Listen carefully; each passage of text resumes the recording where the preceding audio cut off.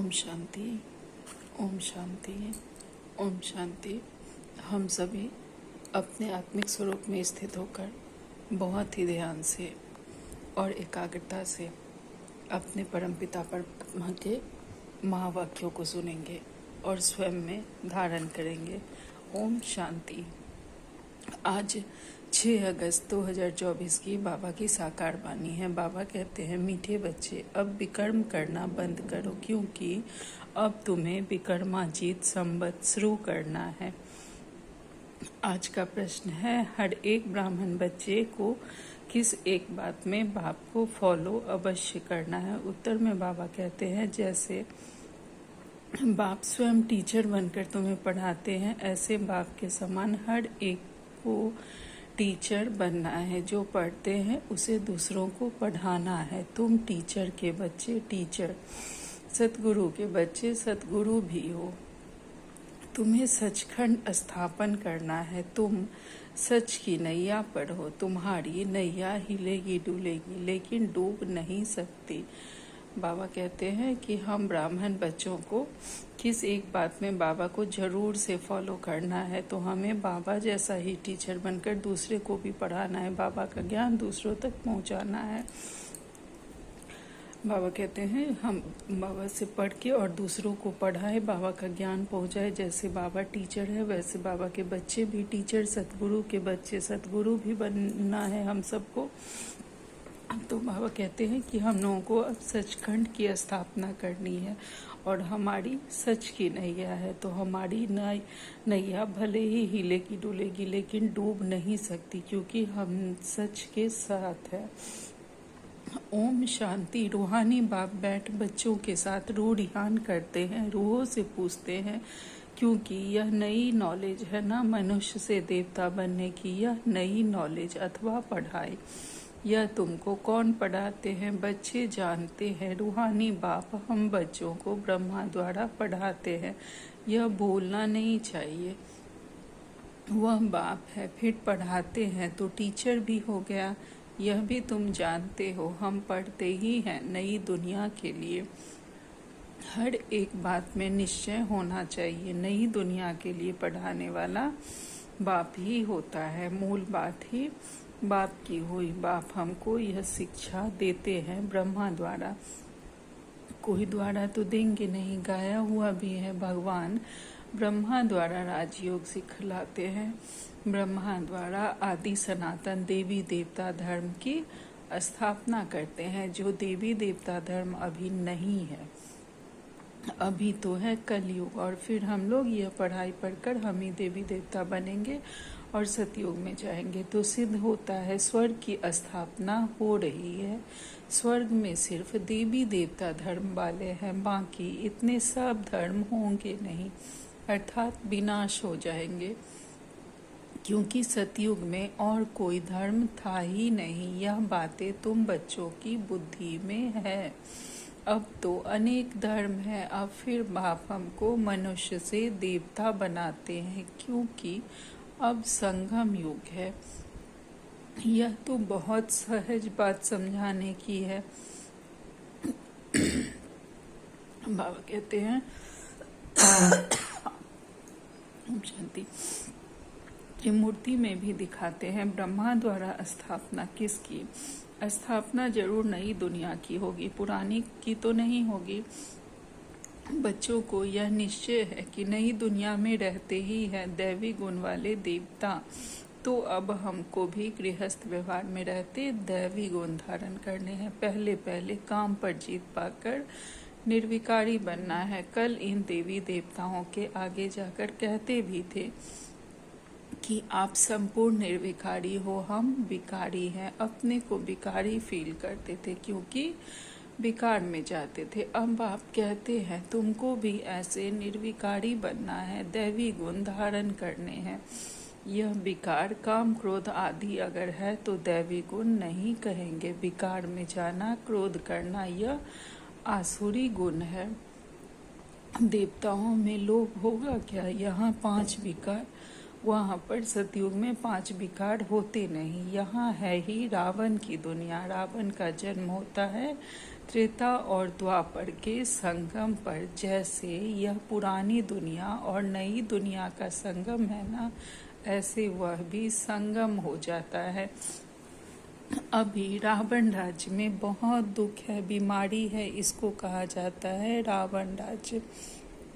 रावण को हर वर्ष जलाते हैं, वाम मार्ग में जाने से विकारी बन जाते हैं। अब तुमको निर्विकारी बनना है, यहाँ ही दैवी गुण धारण करने हैं। जैसा जो कर्म करता है वैसा ही फल पाता है। बच्चों को अब कोई भी कर्म नहीं होना चाहिए। हम बच्चों से, बाबा कह रहे हैं कि अब कोई भी विकर्म नहीं होना चाहिए।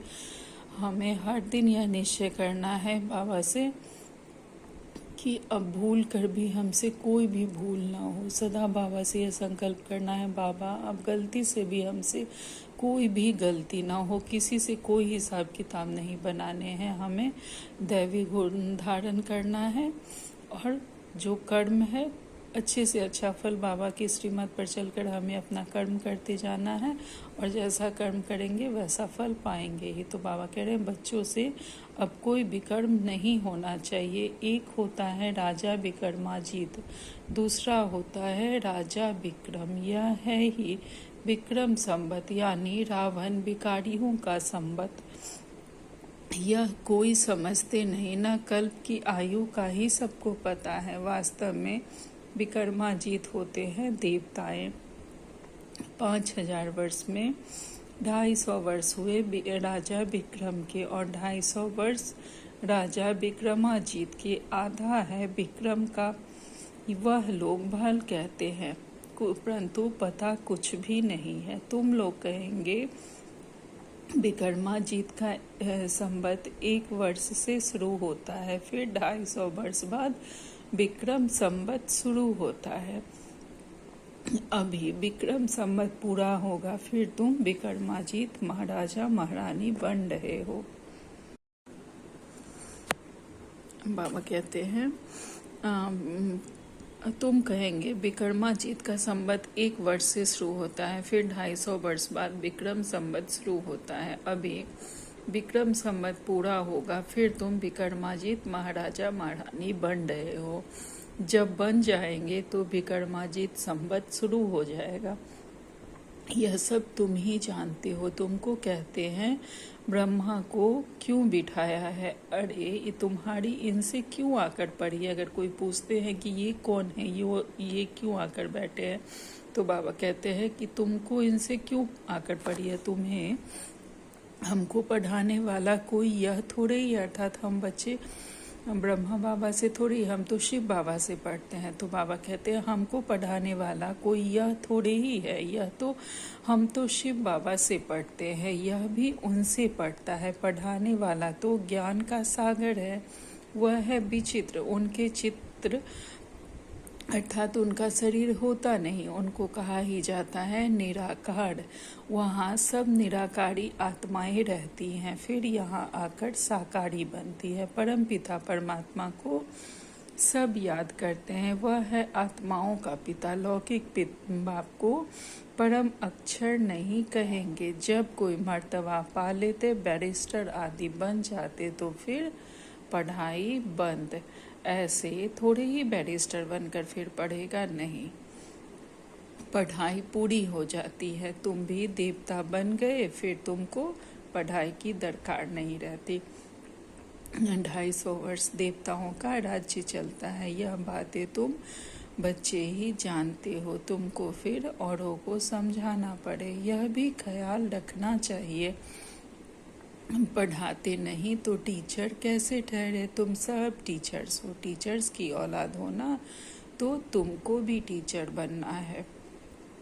तो कितने टीचर चाहिए पढ़ाने के लिए? जैसे बाप टीचर सतगुरु है, वैसे तुम भी टीचर हो। सतगुरु के बच्चे सतगुरु हैं। वह कोई सतगुरु नहीं है, वह गुरु के बच्चे गुरु। सत माना सच, सचखंड भी भारत को कहा जाता था। यह झूठ खंड है, अभी कलयुग में झूठ खंड है। सचखंड बाबा ही स्थापन करते हैं, वह है सच्चा साईं बाबा जब रियल बाप आते हैं तो झूठ भी बहुत निकल पड़ते हैं। गायन भी है ना, नैया डोलेगी तूफान आएंगे परंतु डूबेगी नहीं। बच्चों को समझाया जाता है माया के तूफान बहुत आएंगे, उनसे डरना नहीं है। सन्यासी लोग तुमको ऐसे कभी नहीं कहेंगे कि माया के तूफान आएंगे, उनको पता ही नहीं है नैया को पार कहाँ ले जाएंगे। सन्यासी लोग नहीं बताते हैं, वो लोग तो बस अच्छा होगा कल्याण होगा कहते हैं।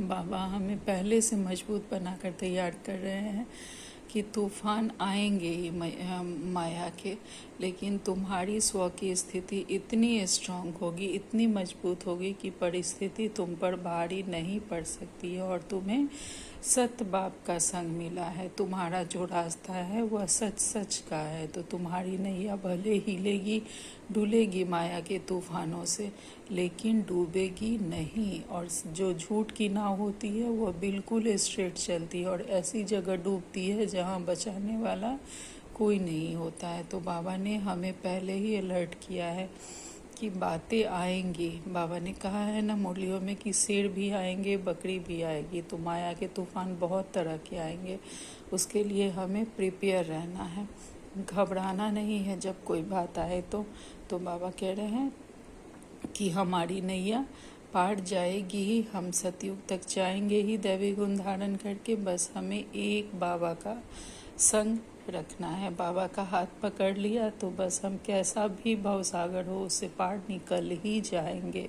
स्वयं परमात्मा हमारे साथ है, हमारे साथ सब कुछ बहुत ही अच्छा होगा और जो हो रहा है बहुत अच्छा हो रहा है। बस इस निश्चय के साथ हमारी नैया पार हो जाएगी। आगे बाबा कहते हैं, तुम बच्चे जानते हो भक्ति से सद्गति नहीं होती है, नीचे ही उतरते जाते हैं। भल कहते हैं भगवान आकर भक्तों को भक्ति का फल देते हैं। भक्ति तो जरूर करनी चाहिए। अच्छा, भक्ति का फल भगवान क्या आकर देंगे? जरूर सद्गति देंगे कहते हैं, परंतु कब और कैसे देंगे यह पता नहीं। तुम कोई से पूछो तो कह देंगे यह तो अनादि चलती आ रही है, परंपरा से चली आती है। रावण को कब से जलाना शुरू किया है? कहेंगे परंपरा से। तुम समझते हो तो कहते हो इन्हों का ज्ञान तो कोई नया है। जब हम किसी को समझाते हैं हमें तो पता है कि रावण को क्यों जलाते हैं, क्योंकि यह रावण तो हम सबके अंदर बैठा हुआ है, तो हर वर्ष जलाते हैं। लेकिन उन्हों को तो नहीं पता, उन्हों को जब समझाएंगे तो कहेंगे इन लोग का कुछ नया ज्ञान है, कहीं से पढ़ और सीख लिए हैं ये लोग। तो बाबा कहते हैं जिन्होंने कल पहले समझा है वह झट समझ जाते हैं। ब्रह्मा की तो बात ही छोड़ दो, शिव बाबा का जन्म तो है ना, जिसको शिवरात्रि भी कहते हैं। बाप समझाते हैं मेरा जन्म दिव्य और अलौकिक है, प्राकृतिक मनुष्यों सदृश जन्म नहीं मिलता है, क्योंकि वह सब गर्भ से जन्म लेते हैं, शरीरधारी बनते हैं। मैं तो गर्भ में प्रवेश नहीं करता हूँ। यह नॉलेज सिवाय परमपिता परमात्मा के ज्ञान सागर के और कोई दे न सके। ज्ञान सागर कोई मनुष्य को नहीं कहा जाता है, यह उपमा है ही निराकार की, हमारे परमपिता परमात्मा की। निराकार बाप आत्माओं को पढ़ाते हैं, समझाते हैं। तुम बच्चे इस रावण के राज्य में पाठ बजाते बजाते देह अभिमानी बन पड़े हो। हम सिर्फ एक दूसरे को के देह को देखने लगे हैं, आत्मा को हम भूल ही गए हैं। तो बाबा कहते हैं आत्मा सब कुछ करती है, यह ज्ञान उड़ गया है। यह नहीं समझते कि सब कुछ आत्मा करती है, पार्ट आत्मा बजाती है। हम तो बस इस बॉडी को देखने लगे हैं, कौन सा कैरेक्टर हम प्ले कर रहे हैं उसको देखने लगे हैं। मैं वाइफ हूँ, मैं बहन हूँ, मैं माँ हूँ, बस इस चीज़ को हम देख रहे हैं। हम यह समझते ही नहीं कि मैं आत्मा हूँ और आत्मा ही सब कुछ करती है। तो यह ज्ञान उड़ गया है। यह तो ऑर्गन्स है ना, मैं आत्मा हूँ, चाहे इनसे कर्म कराऊँ चाहे ना कराऊँ। निराकारी दुनिया में तो शरीर रहित बैठे रहते हैं। अभी तुम अपने घर को भी जान गए हो। वो लोग फिर घर को ईश्वर मान लेते हैं। ब्रह्मज्ञानी तत्वज्ञानी है ना, कहते हैं ब्रह्म में लीन हो जाएंगे। अगर कहे ब्रह्म में निवास करेंगे तो ईश्वर अलग हो जाए, या तो ब्रह्मा को ही ईश्वर कह देते हैं। यह भी ड्रामा में नोंद है। बाप को भी भूल जाते हैं। जो बाप विश्व का मालिक बनाते हैं उनको तो याद करना चाहिए ना, क्योंकि वही स्वर्ग बनाने वाला है। अभी तुम हो पुरुषोत्तम संगमयुगी ब्राह्मण, तुम उत्तम पुरुष बनते हो। कनिष्ठ पुरुष उत्तम के आगे माथा टेकते हैं। देवताओं के मंदिर में जाकर कितनी महिमा गाते हैं। अब तुम जानते हो हम सो देवता बनते हैं। यह तो बहुत सिंपल बात है। विराट रूप के बारे में भी बतलाया है। विराट चक्र है ना, यह तो सिर्फ गाते हैं। ब्राह्मण, देवता, क्षत्रिय, शूद्र, लक्ष्मी नारायण आदि के चित्र तो है ना। बाप आकर सबको करेक्ट करते हैं, तुमको भी करेक्ट कर रहे हैं, क्योंकि भक्ति मार्ग में जन्म जन्मांतर तुम जो कुछ करते आए हो वह है रॉन्ग, इसलिए तुम तमो प्रधान बने हो। अभी है ही अनडाइटियस वर्ल्ड, इसमें दुख ही दुख है, क्योंकि रावण का राज्य है, सब विकारी है। रावण का राज्य है अनडाइटियस और राम का राज्य है राइटियस। यह है कलयुग और वह है सतयुग। यह तो समझ की बात है ना। इनको शास्त्र उठाते कभी देखा है क्या? ब्रह्मा बाबा को अपना भी नॉलेज दिया, रचना की भी समझानी दी है। शास्त्र बुद्धि में उन्हों के होते जो पढ़कर औरों को सुनाते हैं। तो सबका सुखदाता एक शिव बाबा है, वही ऊंचते ऊंच बाप है। उनको परमपिता परमात्मा कहा जाता है। बेहद का बाप जरूर बेहद का वर्षा देते हैं। 5000 वर्ष पहले तुम स्वर्गवासी थे, अब नरकवासी हो। इस रावण राज्य में भी राजाएं महाराजाएं होते हैं। वह बहुत साहूकार, वह कम साहूकार, उनको कोई सूर्यवंशी चंद्रवंशी नहीं कहेंगे। इनमें साहूकार को महाराजा का लक़ब मिलता है, कम साहूकार को राजा का। बाबा कहते हैं जो बड़े साहूकार होते हैं उन्हें महाराजा जैसा समझा जाता है, और जो कम साहूकार होते हैं जिनके पास थोड़ा कम धन होता है उन्हें राजा समझा जाता है। अभी तो है ही प्रजा का, प्रजा पर राज्य, धनी धोनी कोई है नहीं। राजा को प्रजा अन्नदाता समझती है। अभी तो वह भी गए, बाकी प्रजा का देखे क्या हाल है, लड़ाई झगड़ा आदि कितना है।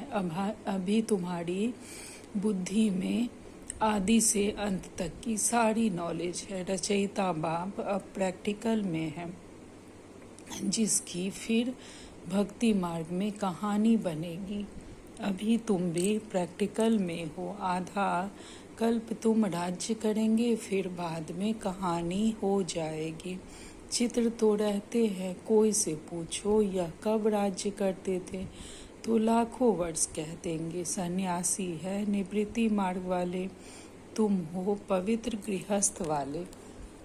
फिर पवित्र गृहस्थ आश्रम में जाना है। स्वर्ग के सुखों को कोई जानता नहीं। निवृत्ति मार्ग वाले तो कभी प्रवृत्ति मार्ग सिखला न सके। जो निवृत्ति मार्ग वाले साधु सन्यासी हैं वह तो कभी बता नहीं सकते कि प्रवृत्ति मार्ग में रहने वाले कैसे प्रवृत्ति में रहते हुए भी पवित्र रह सकते हैं। आगे तो जंगल में रहते थे, उनमें ताकत थी, जंगल में ही उन्हों को भोजन पहुंचाते थे। अभी वह ताकत ही नहीं रही है। जैसे तुम्हारे में भी वहाँ राज्य करने की ताकत थी, अभी कहाँ है। हो तो वही ना, अभी वह ताकत नहीं रही, अर्थात आत्मा बहुत कमज़ोर हो गई है।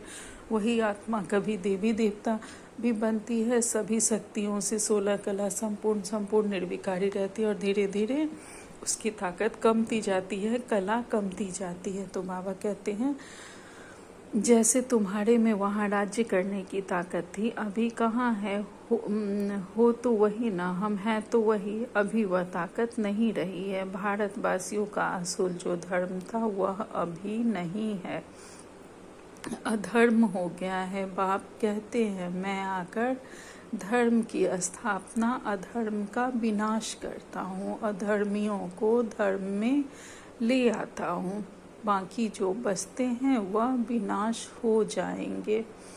फिर भी जो बाप बच्चों को समझाते हैं कि सबको बाप का परिचय दो, बाप को ही दुख हरता सुख करता कहा जाता है। जब बहुत दुखी होते हैं तभी बाबा आकर हमें सुखी बनाते हैं, यह भी अनादि खेल बनाया है।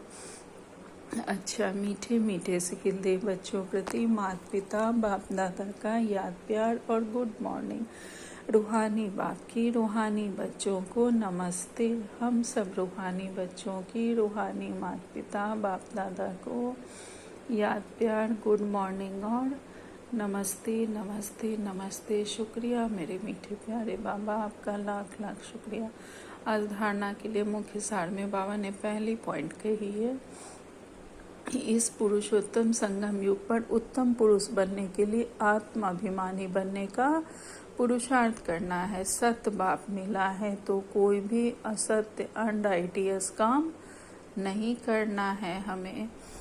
दूसरी पॉइंट में बाबा कहते हैं माया के तूफानों से डरना नहीं है, सदा याद रहे सत्य की नैया हिलेगी डुलेगी लेकिन डूबेगी नहीं। सतगुरु के बच्चे सतगुरु बन सब की नैया पार लगानी है। इधर की मुरलियों में बाबा सबको सहयोग देने की बात लगातार कर रहे हैं, तो हम सबको यह बात ध्यान रखनी है कि बाबा का मैसेज भी सबको देना है कि बाबा धरा पर आए हुए हैं और एक दूसरे को सहयोग देकर आगे बढ़ाना है। आज बाबा ने हमें वरदान दिया है, सहज योग की साधना द्वारा साधनों पर विजय प्राप्त करने वाले प्रयोगी आत्मा भव। सहज योग की साधना द्वारा साधनों पर विजय प्राप्त करने वाले हम बाबा के प्रयोगी बच्चे हैं। साधनों के होते साधनों को प्रयोग में लाते योग की स्थिति डगमग न हो। चाहे कोई साधन है हमारे पास, लेकिन ऐसा नहीं होना चाहिए कि योग उस पर डिपेंड हो जाए, उस किसी को आधार नहीं बनाना है हमें। अर्थात बहुत गर्मी है तो ऐसा ज़रूरी नहीं है कि एसी पंखा रहे तभी हम योग कर सकते हैं, ऐसे योग नहीं लगेगा। बहुत ठंड है तो बिना हीटर के नहीं हो सकता है, तो किसी भी साधन को भी हमें आधार नहीं बनाना है। बाबा कहते हैं योगी बन प्रयोग करना, इसको कहा जाता है न्यारा। बस कैसी भी सिचुएशन हो बाबा से योग लगा लेना, उसके बाद देखना है कि बाबा क्या करते हैं, शरीर के साथ क्या होता है, इस तरह से प्रयोग करना है कि स्वयं को जब हम योग में बैठे तो उस स्थान को, समय को, अपने संकल्पों को, अपने शरीर को, साकार शरीर को बाबा को समर्पित कर बाबा की किरणों के सुरक्षा कवच में बैठकर और उसके बाद हम योग लगाएं बाबा से, तो देखिए क्या होता है। अगर इस तरह से योग का हम प्रयोग करेंगे तो बाबा कहते हैं इसको कहा जाता है न्यारा, अर्थात हमने बाबा को अपने को पूरी तरह से समर्पित कर दिया। होते हुए निमित्त मात्र अनासक्त से प्रयोग करो। सारे साधन हैं लेकिन निमित्त बन के और अनासक्त होके, यह हमारा आधार नहीं बने, उसमें कोई भी आसक्ति ना हो। अगर इच्छा होगी तो वह इच्छा अच्छा बनने नहीं देगी। अगर हमारे में थोड़ी सी भी इच्छा है तो वह हमें पुरुषार्थ में रुकावट डालेगी। हमारे मेहनत करने में ही समय बीत जाएगा, अर्थात उसके बिना, उस साधन के बिना हम योग नहीं लगा पाएंगे। वही मेहनत करने में ही टाइम बीत जाएगा। पता चला अमृत वेला अनुमाशम बीत गया और हम मेहनत ही कर रहे हैं। उस समय आप साधना में रहने का प्रयत्न करेंगे और साधन अपनी तरफ आकर्षित करेंगे। इसलिए प्रयोगी आत्मा बन सहज योग की साधना द्वारा साधनों के ऊपर अर्थात प्रकृति पर विजयी बनो। आज का स्लोगन है स्वयं संतुष्ट रह, सबको संतुष्ट करना ही संतुष्ट मनी है। अर्थात सबसे पहले स्व की सेवा। अगर स्व की सेवा हम अच्छे से कर रहे हैं, हमारी स्व की स्थिति अच्छी है, तो निश्चित हम दूसरों की भी सेवा अच्छे से कर सकते हैं। पहले हमारी स्व की स्थिति बहुत ही अच्छी होनी चाहिए। आज का व्यक्ति सारे हैं।